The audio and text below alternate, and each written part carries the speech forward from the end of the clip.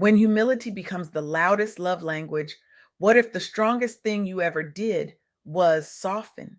What if everything you believed about power, about resilience, about holding it together was actually the very thing keeping you from the love you're desperate to experience?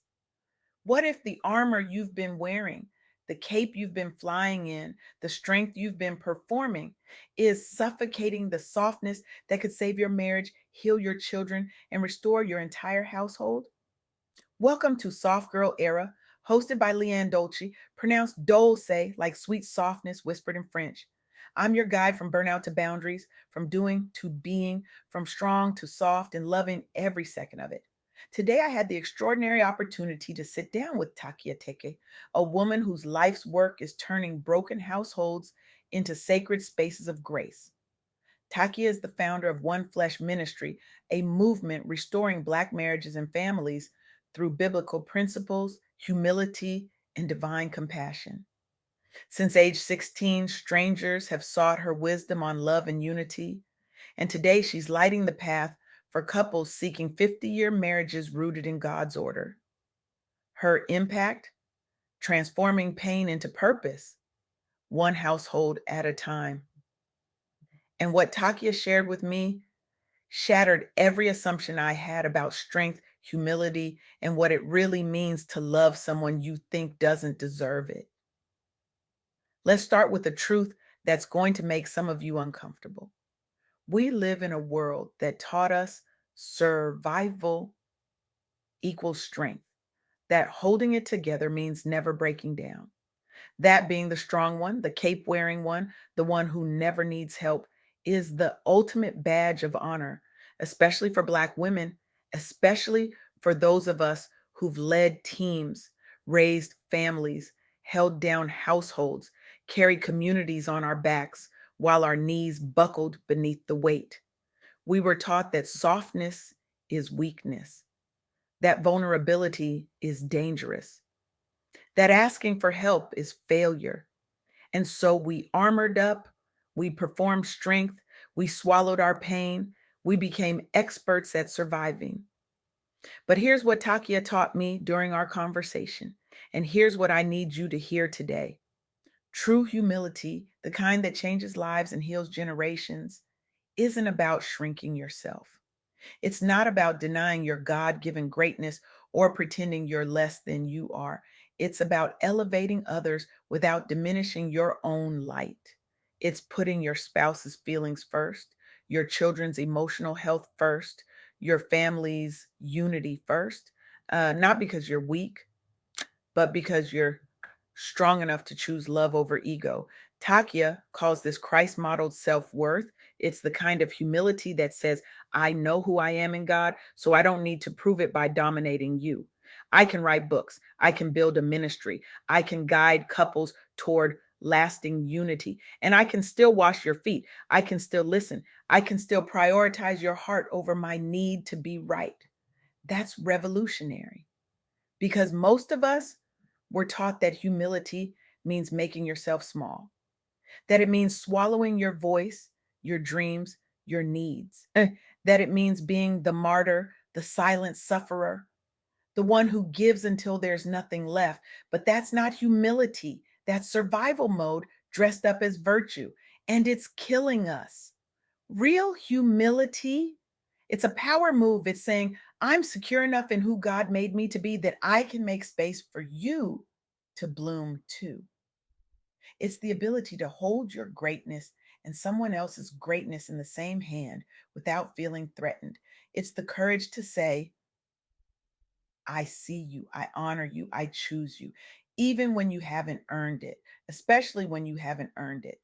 Now, let's talk about compassion because this is where Takia's story gets even more disruptive, even more challenging, even more necessary. She told me about learning complete compassion for those struggling with narcissistic mental disorder and the effects it leaves behind when untreated. She spoke about the journey of a loveless marriage, about begging God for release while still believing there was hope. And on Mother's Day 2020, she asked her spouse to leave. She hasn't regretted that moment. But here's the twist that will challenge everything you think you know about boundaries, about self protection, about walking away. That separation didn't harden her, it softened her. It taught her that compassion isn't reserved for the deserving, it's extended to the undeserving, because that's exactly what grace is. Divine grace transforms relationships we've written off as hopeless.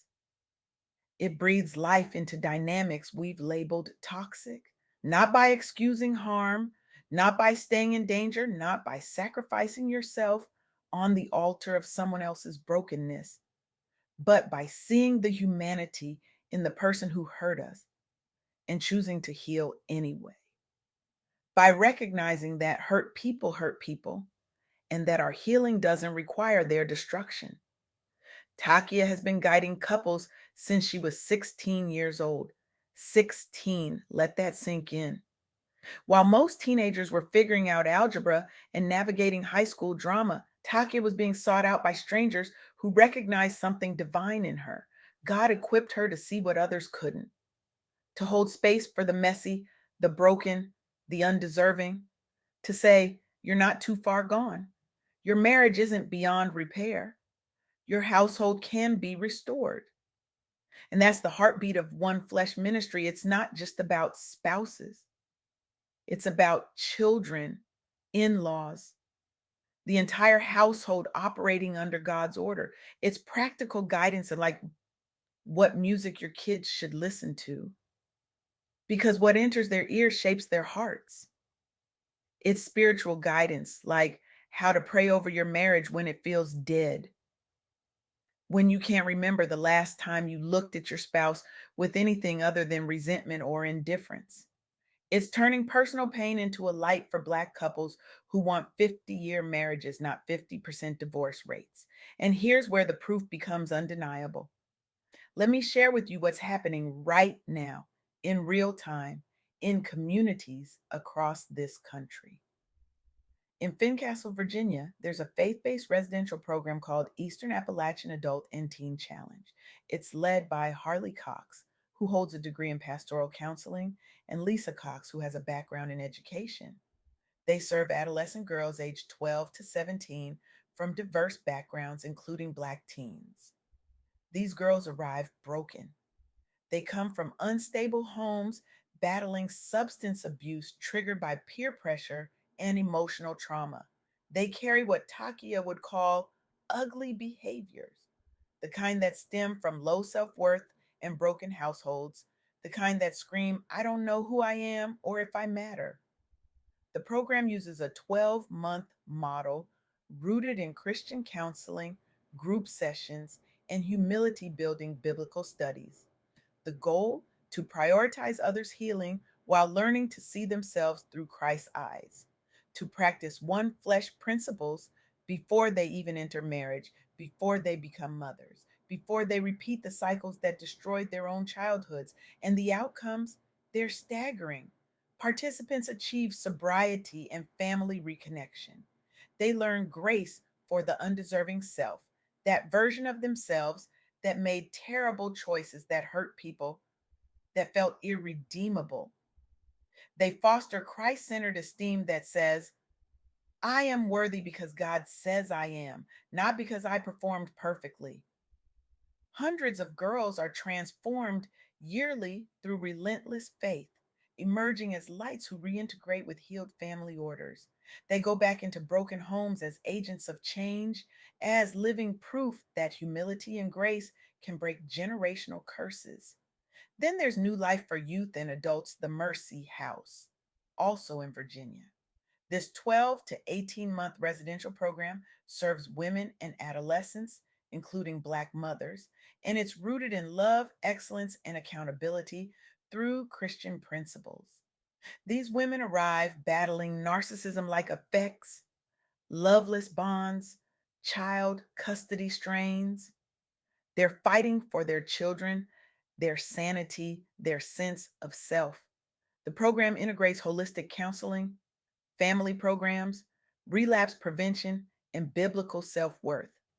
It teaches them to humble themselves, for others' sake without losing themselves in the process. And the result? Restored motherhood and partnerships. Moms reclaimed their homes, wielding grace like warriors. The program even provides beds for children, a tangible symbol of unified flesh, of families being put back together one bed frame at a time. It's cutting intergenerational trauma by modeling God's household order, by showing women that they don't have to repeat their mother's mistakes, their grandmother's pain. And finally, there's Lighthouse Counseling of Fredericksburg, directed by Carmen Greiner, who holds a master's degree and is a licensed professional counselor. This faith based outpatient therapy serves Black adolescents, couples, and families in Virginia, tackling relationship trauma head on. Couples walk through those doors facing what they call undeserving conflicts, the kind where both people feel like the victim, where both people have been hurt and have done the hurting. They're dealing with mood disorders, with the influence of music and media eroding humility in their children, with the weight of trying to build something beautiful in a world that keeps handing them broken tools. The solutions? Evidence based cognitive behavioral therapy, EMDR for trauma processing, 12-step programs, and family counseling that teaches Christized self esteem and prioritizing your partner even when it feels impossible. Families learn why some marriages fail while others thrive through guided humility. They discover that the couples who make it aren't the ones who never fight, never struggle, never want to quit. They're the ones who choose humility over pride, grace over grudges, softness over self protection. The impact is shifting community norms toward compassionate households, empowering Black professionals with resilient bonds that can weather any storm. These aren't just programs, they're proof that when we lead with humility and compassion, when we extend grace to the undeserving, including ourselves, we don't just heal individuals, we heal bloodlines, we heal communities, we heal futures that haven't even been born yet. So here's the question that should be burning in your chest right now. What would happen if more people, more organizations, more communities adopted this perspective? What if we stopped treating humility like weakness and started wielding it like the weapon of mass restoration that it is? Stronger Black households would emerge. Couples would humbly prioritize each other through one flesh ministry principles, not as a religious obligation, but as a radical act of love. Divorces would drop as grace flows to the undeserving, birthing 50-year unions that light entire communities like beacons in the darkness. Faith based programs restoring families through biblical order would multiply, spreading this message of hope and healing to every corner of this country. We'd see a generation of children raised in homes where humility isn't weakness, it's the loudest love language, where softness isn't something to be ashamed of, it's something to be celebrated, where rest isn't laziness, it's reverence for the body and soul God gave you. But here's the challenge, and this is where it gets uncomfortable. This requires us to release the cape, to redefine strength, to embrace softness as a radical act of self love. It requires us to say no without guilt, to set boundaries without apology, to rest without explanation. It requires us to stop performing strength and start practicing peace. It requires us to look at the person who hurt us, the spouse who disappointed us, the child who defied us, the parent who failed us, and choose compassion anyway. Not because they deserve it, but because grace never was about deserving. Takia's work with One Flesh Ministry is a sacred pause for Black families. It's the deep exhale from the Superwoman script that's been choking us for generations. It's a quiet but powerful return to softness, rest, self trust, and radical joy. It's giving voice to the high achieving, overextended Black woman who's finally choosing herself, not out of burnout, but out of reverence. And it's teaching us that healing in real time isn't pretty. It's messy. It's uncomfortable.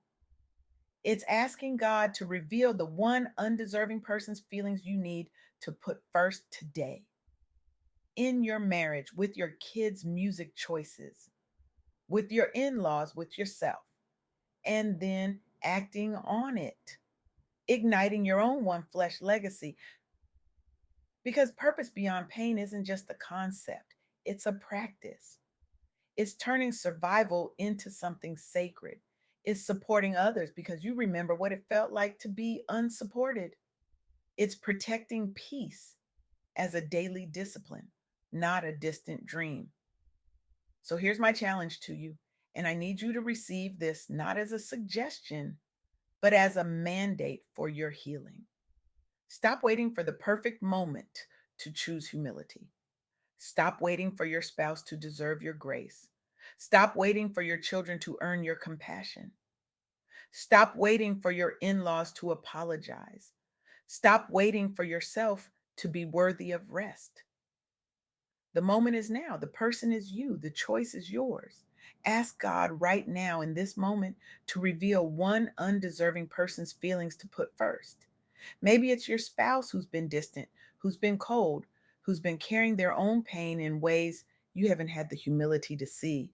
Maybe it's your child who's been acting out, who's been begging for your attention in the only language their hurt knows how to speak.